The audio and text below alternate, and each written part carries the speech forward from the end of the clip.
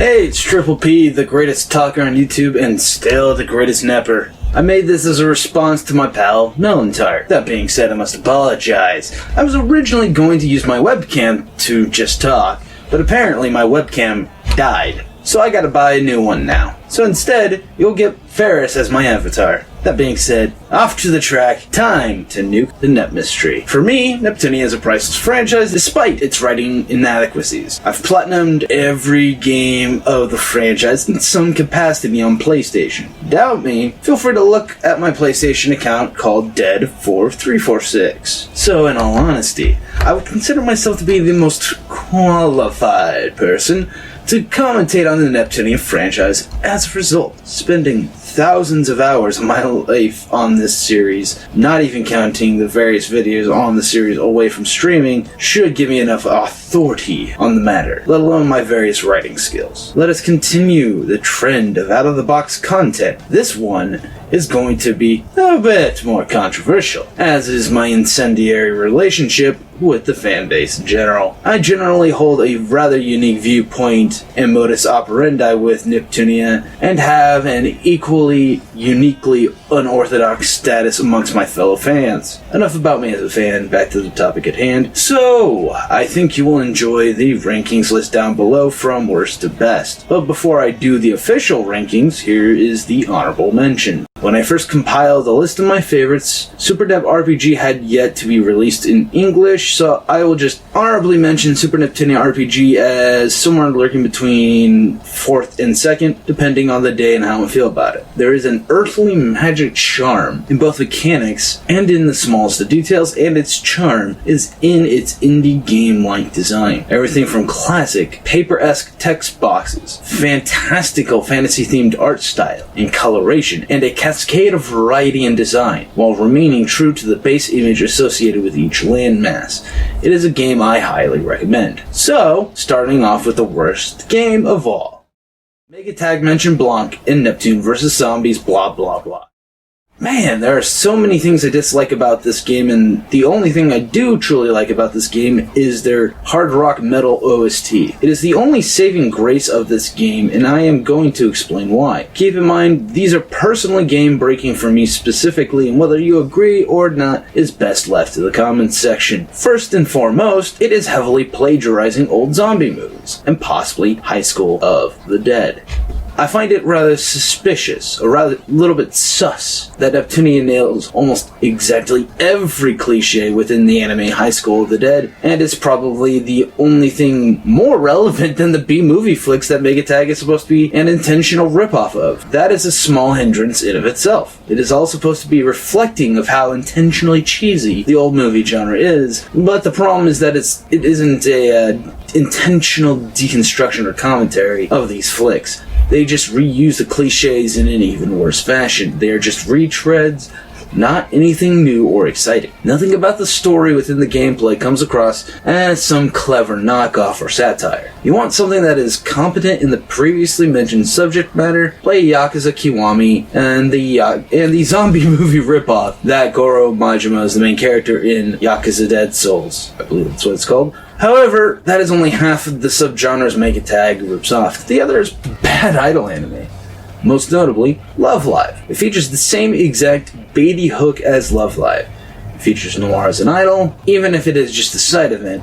But more importantly, it is the same, we must become X and Y celebrities so we can save the skew that Love Live is predicated on. And the more savvy you are in anime, the starker each cliche becomes in what it rips off. The issue is that it has long past being cute and is just an annoying retread. Do not even get me started on how the mechanics are almost exactly Ctrl-C, Ctrl-V, aha, of Action U, only without the one feature that made the shitty ARPGs Tamsoft makes to be good. Dress break. Yeah, I am the one guy who thought it was a good idea. Action U was better than this dumpster fire. It did not feel like it plodded on for days on end. The trend that Tamsoft has with me is that it consistently gets worse somehow. Animation quality, for example. The amount of character models on the screen is constantly less, so are the subtle animations of which are engaging. Action U had full expressions and breathing animation and character rotation. Megatag had less character models, less expressions, and no rotation. Even worse, Four Goddesses Online had no breathing whatsoever, with only fade transitions and using character still renders for differing expressions. We have gone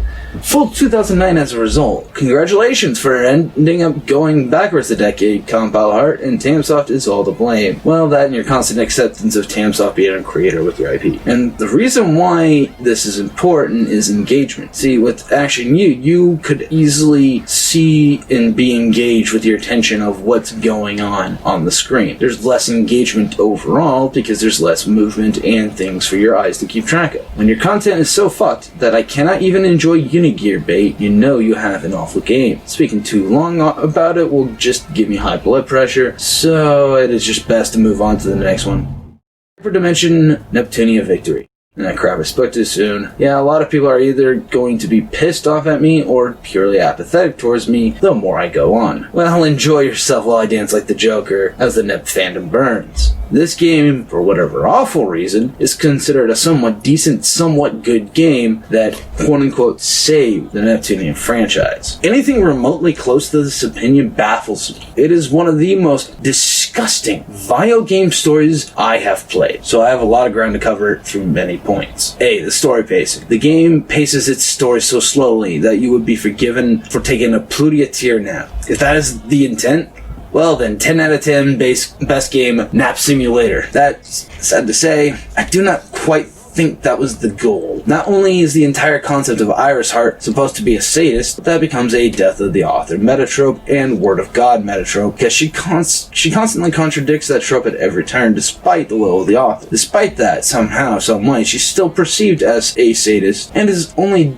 perceived as such because of visual iconography. This game handles its characterization so poorly that nothing good in this game is intentional. Anything good about this series, yes, that includes Mr. Bad, Anani, Death, and Copy Paste, it's solely unintentional. Victory struggles to get ideas out at all, let alone good ones. Plutia is an awful idea of a sadist, or as some may claim, a poor idea of the concept of Dr. Jekyll, Mr. Hyde, which is what the dichotomy of Plutia's personalities are. Ray Wrights is the worst form of a redemption arc in the sense that all you really need to do in order to understand her shallow characterization is listen to Coldplay's Viva La Vida. It nails her almost exactly in characterization. However, the reason why Neptunia Victory ranks higher than Megatag is that, to their credit, even if unintentional, they do get a few things right. Anani Death and Mr. Bad are a couple exceptions to the Victory doesn't promote interesting content well. I would have to say that once again, the stories that Naoko Mizuno and Compile Heart crank out often lead to me liking the villains more than the heroes, and that is just plain sad. They are the three characters that entertain me most without making me want to go full angry German kid and wrecking all my things. Here's the problem though. The story length is so plotting and without proper justification for it. Our Devotion Noir is a reference point of an example that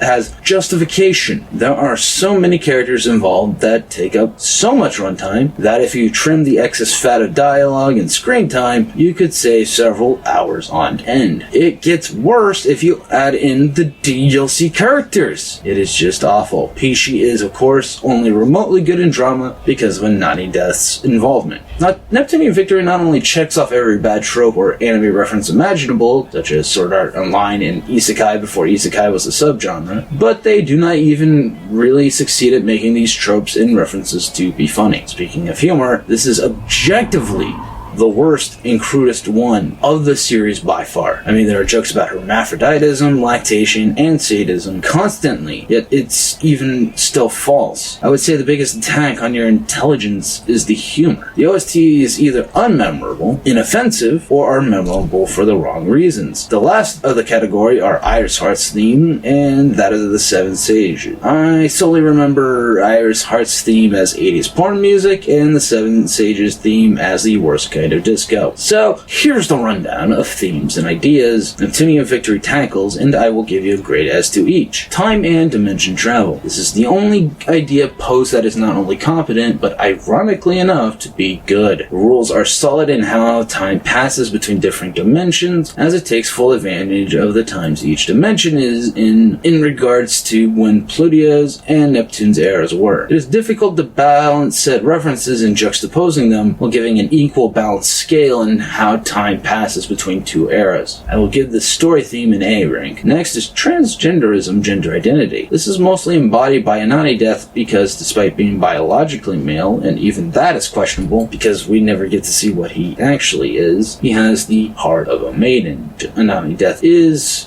colloquially and casually able to be referenced as trans. There's just no going around it. Anani Death's character explores these concepts, albeit in a limited capacity, while also portraying Anani Nason as a funny, witty character, inevitably making Anani Nason more than just a simple conceptual allegory. I give this thematic a B. Sadomasochism. Just gonna say that for reasons previously mentioned above, I am not going to just give an F for this colossal failure of a character. I am going to temporarily rip off my friend and give this concept an F mega. Redemption arc. This is where I get most frustrated with this game, and just generally the series in general. As a writer, writing a redemption arc should be one of the easiest concepts to write. However, when you write a character whose past, present, and future actions are completely incongruent with the idea of seeking redemption, it destroys justification for telling us about her desire instead of showing it. It is a case of using tell instead of show, and it is utterly infuriating. F. Faction of villains. I would love to give this a higher rank because some of the villains are just great, but unfortunately it relies too heavily on the no honor amongst thieves dynamic. Credit where credit is due, it is later subverted when Warchu acts like an absolute chad of a badass by sacrificing himself so that R4 can get away. Albeit in typical Compile Hard fashion, they undermine it with a retcon. However, this retcon happens in record time when Warchu's scared out of his mind and is using his honor as a means of trying to create an illusion of machismo. It was a bluff the entire time. You can imagine my annoyance. D+. Shoujo Ai Yuri. Not a difficult thing for Neptunia or Neptunia Victory to pay out on. It has always been a thing they are at least,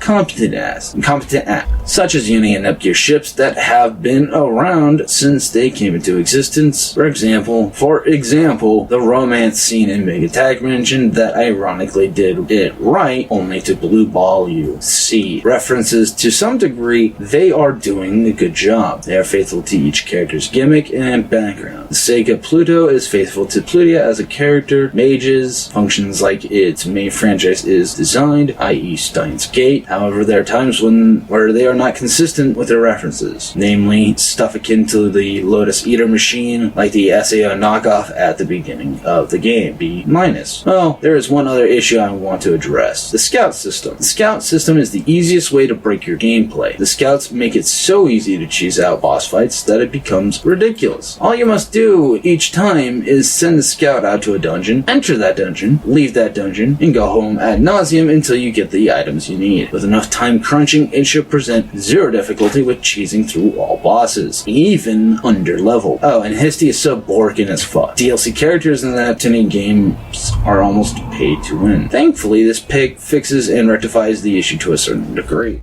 Hyperdimension Neptunia Rebirth 3. Oh yeah, get that salt in there, motherfucker. In all seriousness though, there is not much change to the gameplay experience. Just some cosmetic changes in visual interface and some rebirth mechanics mixed together like a Frankenstein creation. There is literally nothing different about it, unless you have a PC version, of which you can buy a waifu questline for $19.95, where you can marry one of the Neptunia girls. Problem is, you have got to be massively broken in levels to be able to reach said event without being one-shotted. No thanks on that grind, worst kind of paywall. So one final positive trait, the scout system is far better balanced. Next. Cyberdimension Neptunia for Goddesses Online. You angry, disappointed yet, bro? Well, in that case, let me ramble as to why you should be angry at me for putting it so low. For all its failures of basic animations, for its failures to produce a decent multiplayer interface that extends beyond 2005 RuneScape, for all the horrendous writing, which we'll get to in a minute, people still enjoyed this game. Probably because the fanbase collectively gave up on this franchise after being good again, that instead of demanding a better product, they simply chose to be equally as low in expectations as Neptunia gives nowadays. It does have small improvements, by the way. No more generic cybernetic dungeon design. The dungeons themselves look incredible on top of that. I am hoping, begging, and pleading to make the character outfit designs in the game canon. I do enjoy the villains of this game too. Speaking of which, I can finally delve into the many reasons why I hate this spin-off and thereby Tamstop. A, the story does so little for me in making me like the main cast that it makes me root for the villains in even more passionate fervor. Albeit, yet again, I do not think For Goddesses Online's writer could successfully write moral ambiguity, so pardon me for pressing X to doubt the writer's ability to have the villains intentionally being written as sympathetic. If anything, it is purely unintentional, based on Neptunia's generally black and white sense of morality. Besides, the villains are too well acted. Also, I liked anti-hero characters like Kuroneko Hime and Kiria. B, the OST, while I like it, does have a weakness. Certain songs often bleed into each other, which is a rookie mistake of song composition and direction. The multiplayer was god-awful. If it were not for the fact that I got to make fun memories and new friends on For Goddesses Online, on its own merit, it is almost WWE 2K20 tier. That is a bit of a hindsight scope on its multiplayer. Hyperdimension Neptunia Rebirth 1. Here's where BLM riots start happening, but this one is a bit of a tale. So sit down, relax with the refreshments of your choice, and let the pompous one tell you a tale of an ep journey. I happen to have started with this game and have had a many priceless memory with this game. I remember being filled with pride as I went in Platinum Rebirth 1, my first NEP game and my first PlayStation Platinum. However, as I went and journeyed across the netverse, I came across a shocking revelation. The Rebirth 1 I treasured so much was actually shallow and gutted massive character development. See, what Rebirth 1 does is steal the bare bones of the very first Neptunia game created by Compile Heart and gutted many a character's development and progression. See, in the original Neptunia game, for example, and this is only one of many, when Nep asks the other CPUs to help defeat Arfoire, the other CPUs refuse. They refuse to work with Neptune, and honestly, as far as her character was concerned, rightfully so. They had no interest in supporting an emotionally immature brat with no understanding of who she originally was. An example of when the Neptunia trope of amnesia was actually correctly utilized. So, here's where the other paradigm shift in her characterization comes in. In the original Neptunia game, Neptune actually chooses to recover her memory, something Rebirth 1 attempts to subvert, which to a degree is successful. It is just not an appropriate usage of a subversion. This is one of those cases where you actually play it straight. These things about the OG Neptunia game display what is known as character development. It forced Neptune to learn and grow for the greater good. It also played off well against IF and Compa, who played emotional support in the original game. You could actually feel love and passion for the OG Neps. It actually had a soul to its story. I can't say the same for something as half-hearted as Rebirth 1, which is sad because it breaks my heart though, to have to see Rebirth 1 in such a cynical light. Rebirth 1 falls flat to the OG predecessor that could not only tell an actual good joke, but the entire cast had a personality, and even the tonal management was better in the original game. And who could forget Compa's grandpa that never made another mention in the franchise ever again?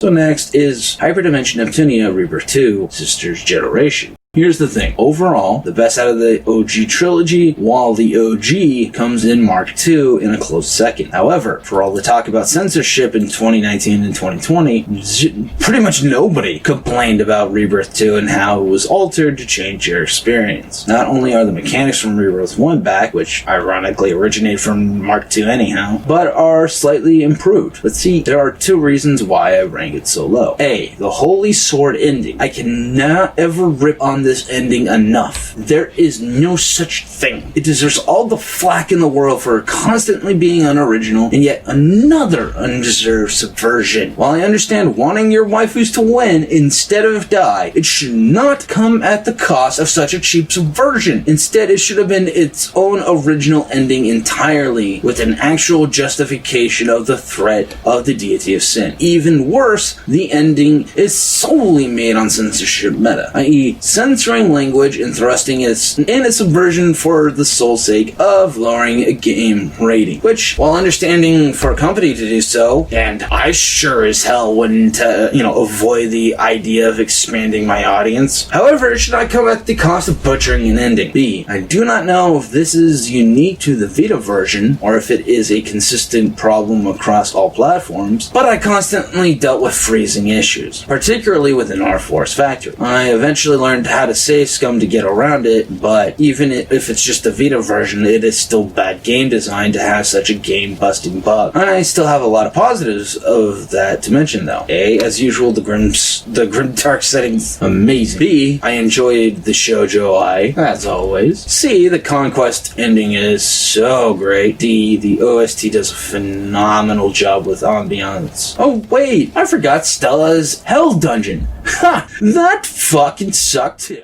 Next, Mega Dimension Neptunia V2R. Well, with this one, it's rather self-explanatory. V2R is just another obnoxious retread, this time of V2, of which they just tried to, latch that onto the VR craze at the time. However, it's fine because it at least does some things different and interesting with the menu interface. It's, if you explored Mark II's general gameplay mechanics, expanded upon them, and interjected them with steroids, while also adding in a couple of CGs and one new specific 3D cutscene, and some new OST music. It also featured what I call weeb rooms, which are the rooms of which you meet your waifu. I personally did not care for it, and I would have preferred its VR features to be about fighting bosses, kind of like Skyrim VR. While I enjoyed it somewhat, it also disappointed me at many turns. No DLC characters in this game, by the way. Please bring back Nitro Million God Eater. No VR fights or VR concepts I care for. Mixed feelings on the new mechanics all lead to me having this be a lot lower than it should. Hyperdimension Neptunia Action Unleashed.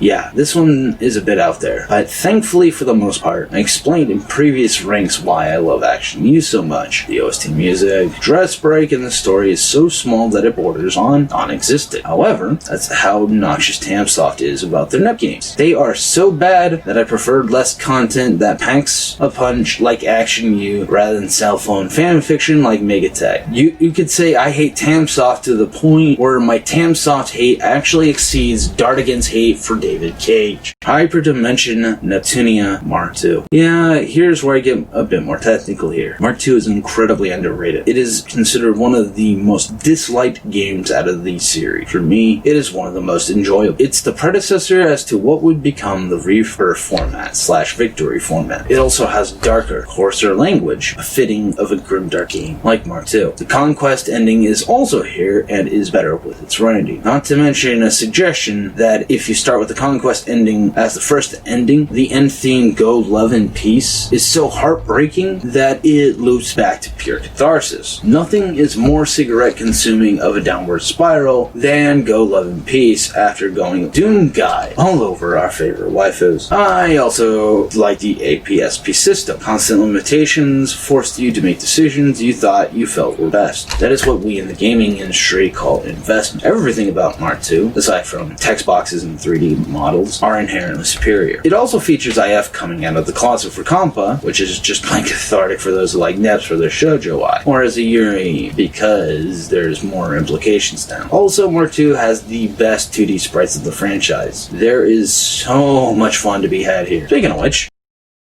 the original Hyperdimension Neptunia game. This game is entertaining to experience. Everything from the luscious world design, eye-catching nation imagery, to massive character development, first in compa being beautifully written in regard to the integrity, to juggling heavy themes. Also, great OST, even if it was poorly arranged. The lore is so much richer in this game than the others. Even further, the biggest criticism people have, i.e. the mechanic system, is in actuality easy to understand, and a pro tip. If you want to use the healing mechanics in their full capacity, by pausing the menu, you can literally change to whatever medical skill you want in battle. And I mean in battle, you can change it in the menu. If you have the other components needed to have it be used, you can heal vast amounts and other effects when you understand how the mechanics works. It does not hold your hand at all, and I love it. It encourages exploration, battle, and learning things for yourself. Also, all of these special attack designs look much better than their Rebirth counterpart. Not to mention, there are these special CD attack Easter eggs that deal damage. Even better, you can have some that are made from the pictures on your hard drive, even hentai ones, if you like. There are so many Easter eggs, mechanics, nuances, that it makes me wonder if people who criticize this particular game are pure casuals. I get a legit catharsis from challenge, so maybe it is just the thrill of overcoming adversity for me personally as a preference. I don't know, take your pick. Hyper Devotion to War, Goddess Blackheart. This is where things start to make even less sense to all of you than before. However, I am riddled with the same puzzling, suspicious emotions and feelings that people who hate this game are casual elitists, or are people who just don't like it in preference. For all the talk of the mechanics being slow, clearly all they have played are Fire Emblem. Forget the Civilization series, or the various games of Risk released for consoles, or the Settlers of Catan game, the various turn-based browser games, or various others. Note the issues with the pacing people have with this game are not a justified, oh, we don't like how the story is paced. None of those are the thing. It's just the pacing of the gameplay. Considering neither the mechanics nor the story, in my opinion, were beyond a reasonable margin. Both the story and mechanics are appropriate in length for what they are. Turn-based strategy games are intentionally slowly paced. It is there so you can feel absolute dominion and control. It is why games like Civilization have such acclaim, despite being slower than Hyper Devotion Noir in pace. The only fair claim people have against Hyper Devotion Noir is the lack of original soundtrack for Hyper Devotion. Yeah, don't sleep on the fact that,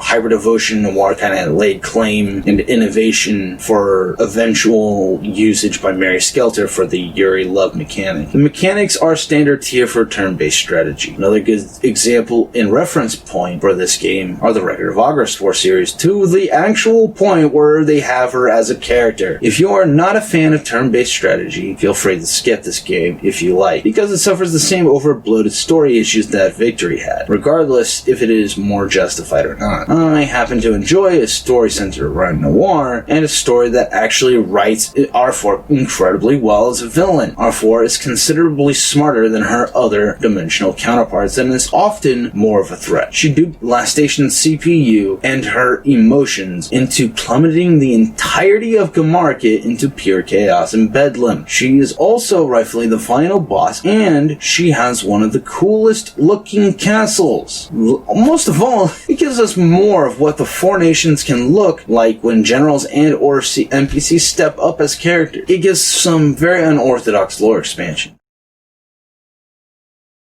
Hyperdimension Neptunia, producing perfection.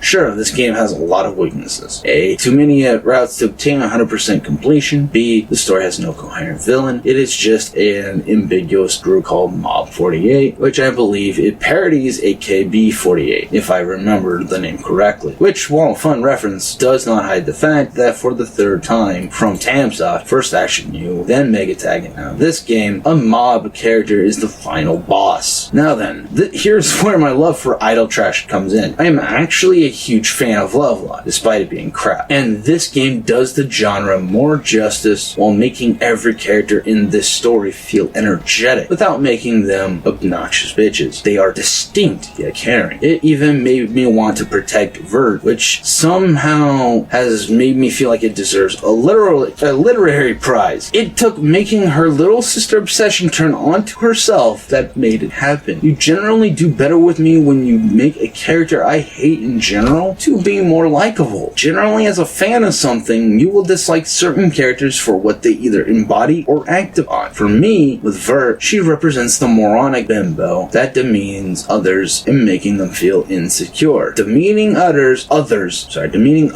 for not having big boobs makes me annoyed, and her pedophilia made me cringe. So seeing Vert being a little sister was so refreshing, and her mindset embodies the Emoto tropes and behavior to the point where it flipped the script up. In the end, I like things that challenge my perception of something and do it successfully. Mechanics wise, they are not bad. They are not anything remotely special or worth talking about. The mechanics are literally just a couple of buttons, and the only important things to look at are special effects and camera zoom. That is the easy and uninspired mechanic. The actual difficult one is the idle dating simulator style of real life with Nep girls. And now that I think about it, kind of was also the predecessor for V2R. As your main issue for the most part is navigating your way through so that you can beat Mob 48. Honestly though, the fact that you must go through 12 convoluted endings, which is honestly the only way you will get the required 4 true endings actually needed without relying on a guide, to get the secret harem ending is a bit ridiculous too. Not to mention the platinum hunting is ridiculously tedious. It is an intense, fun experience when you sit back and take everything positive in. Super Dimension Neptune vs. Sega Hard Girls. I am going to be honest, these last two are so close that it is difficult for me to make my choice. I chose V2s for specific reasons. For now, what matters is how and why I enjoy this game so much. I love IF, voiced by a beloved seiyuu in Kana Ueda, a chuny tomboy, but also reliable. She is literally one of the kinds of girls I like. I love her as a main character, and her personality really shines through. I also like how they ramped up the shoujo ai and even made jokes at its expense. It also puts Neptune as a support character, which is perfect for Neptune, to be honest. Also, after some time and deliberation, I have decided that I actually like Sagami. She grew on me like fine wine, and aged like it too. Sure, the Time Eater is rather disappointing as a villain at first, but at the end it consistently makes me want a sequel centered around him, and I've seen other people online feeling the same somewhat. The concepts of time travel akin to Doctor Who are always fun too. It also revamps and enhances the rebirth mechanics formula. The usage of Neptune was done best here as well, with her being a side character. Her comic relief appearances from the mimetic era of her character never fell short when she comes out of nowhere to say something stupid, whereas Neptune's just a main character that makes everything too meta otherwise when put in place as the main protagonist of the series. Overall, my experience with this game is great. Mega Dimension Neptunia V2. There can only be one. Yeah, I have many reasons to enjoy this game the most. The mechanics are better than ever, partially because they switched out guard break with heart spray, made the EXE gauge easier to fill, made new maps that are fun to explore. It was a massive visual upgrade, and visually it is an amazing two-shift experience. I met a close friend in Seabro thanks to this game, and many others. Kurome and Uzume are a much welcomed addition to the cast. Concepts like illusionary monsters were intriguing as well. Everything was revamped, improved, and up. The story structuring, in hindsight, was a bit suspect and was an issue of, company meta, but overall they did their best to make sure 3 separate story ideas would eventually be melded into one and do so diegetically, of which this game therefore deserves best overall director, best story director and editor. They involved a lot of new concepts and threw them out there while hoping things would stick, and and they have stuck indeed like old-fashioned superglue. Not to mention Best Girl DLC in God Eater Nitro Plus and Million Arthur Fight Me. God, I love those three. Also, my fucking word is the OST the best that Neptunia's ever had. Not surprising since Kenji Kaneko and Earthbound Papa's, aka Nobuo Uematsu's little band, composed the soundtrack. This game is both a tearjerker and one of the more gratifying endings in the revival ending, and the Ascension ending is why the revival ending becomes gratifying. Therefore, I suggest you do the Ascension ending before the revival ending, for the sake of pure emotional catharsis. Well, that was me rambling on about these rankings, despite not being in the script. Somewhat. A bit improvised, if you will. I hope you enjoyed this top video of NEPs. I will be doing a NEP video commission for Raffine 52 about the Japanese version of Triple V Tunia and the bikini outfits, and having it in story script. And I will also probably restart and recontinue my podcast for Team Orwell, because I want to use that so I can host new Neptunia podcast guests I discover. With that, ladies and gentlemen, have a good effing day. Before you go, thank you for watching this video. I'm sorry for the audio issues and video issues, but trust me, this was a nightmare to edit. And originally I was going to add in a bunch of Ferris sprites to like convey emotions. But yeah, not gonna happen. Constant crashes of my video editor made me give up on that particular video. Some of the things you'll get to look forward to are as a special little meme / shit post that I will be giving you on Christmas on the main channel. I hope you enjoy what will come on that main channel. My next video for Triple P rated might be slightly later than Friday, because there's no fucking way that I'm going to be able to do the level of edits that I do and like not be able to make it alive with my sanity intact. Plus I have somebody else's commission to do first, and until I get my webcam, I'm kind of stuck not being able to do any gameplay uploads on the Triple P channel. So yeah, I hope you enjoyed this presentation. Next presentation I shall be doing Ferris, and after that, no more special fucking edits. And it will go back to the original format, because these next two episodes were the remnants of the old channel. And I thought, fuck it, instead of, since I have my webcam is dead, might as well just put it on the secondary channel and have that be the next two episodes of Triple P Rated. And once those two episodes are done, then we will go back to the webcam style of presentation. Thank you very much for watching. I'm Triple P.